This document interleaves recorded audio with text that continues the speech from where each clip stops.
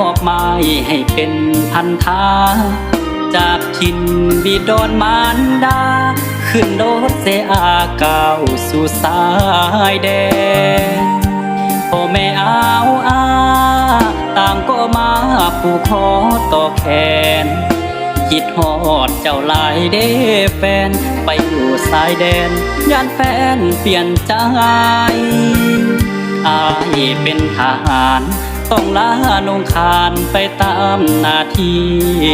เพื่อพื้นดินลาวสุขีแลกด้วยชีวีอายก็ภูมิใจน้องจงรอคอยอย่าใจน้อยไปมีหักใหม่จบพันธะอายจะกลับไปสู่ขอ3 ใบตามประเพณีกอดปืนยืนหนาวส่วนน้องกอดผู้เบาเคียงกายหูข่าวจนน้ำตาไหลเกือบแม่นตายอยู่ในสายแดนกลับจากแนวหน้าว่าสิได้มาพบหน้าแฟนน้องเฮ็ดอายเจ็บเหลือแสนได้ข่าวว่าแฟนไปควงคนอื่นสุดซ้ำกำคืนต้องนอนกอดปืนหนาวสั่นเขาได้กดน้อมจอมควันโอ้น้อเนื้อนวลคงสุขสมใจอกหักจากสาวทหารลาวบ่เคยแน่งนายสุขศาสตร์ลาวศรีวิไลอ้ายขอยอมตายอยู่ในแนวหน้า